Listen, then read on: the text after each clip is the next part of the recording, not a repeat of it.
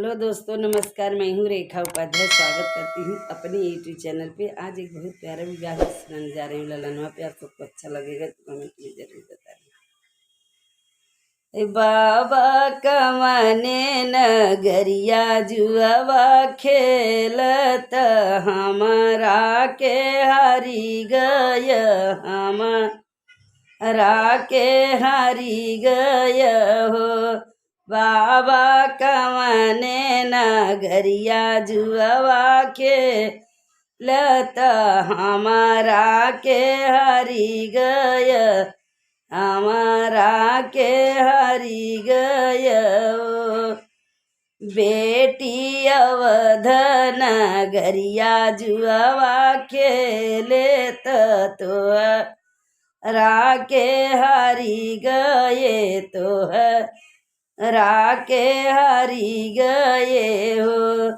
बेटी अवध नगरिया जुआवा के लेत तोहरा के हरि गए, तोहरा के हरि गए हो।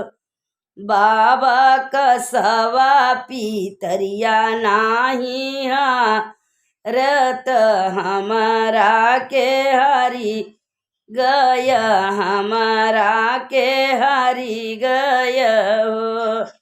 बाबा कसवा पीतरिया नाही रत हमरा के हरि गय, हमरा के हरि गय हो।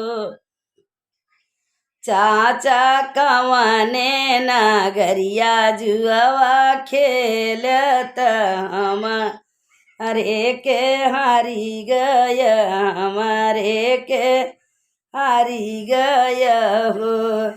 चाचा कवने नगरिया जुआवा खेलत हमरा के हरि गय, हमरा के हरि गय हो।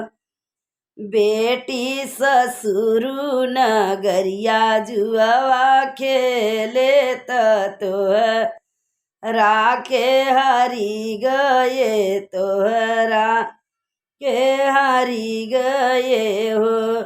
बेटी समधिउ नगरिया जुआवा खेले तोहरा के हरि गए, तोहरा के हरि गए हो।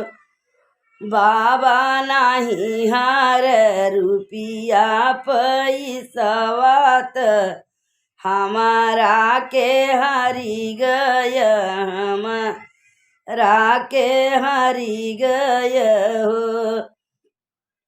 ओ चाचा नाही हार रुपिया पैसवा तू हमरो के हरि गय, हमरो के हरि गय हो।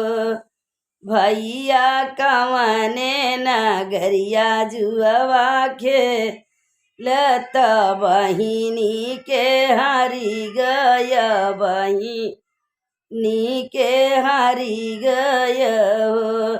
भैया कवनी नगरिया जुआवा खेलत बहिनी के हरि गय, बहिनी के हरि गय हो। बहिनी जी नगरिया जुआवा खेले तोहरा के हरि गए, तोहरा के हरि गए हो।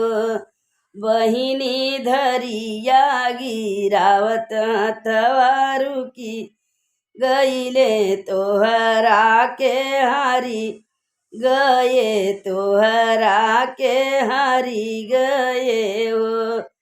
भैया नाही हार अपना गुलेल वात हमारे के हरि गय, हमारे के हरि गय हो। ओ बहिनी जाऊ न अपने ससुर वहाँ सुखिया होई के रत्युत घर आपन बसवत्युत घर आपन बसवती हो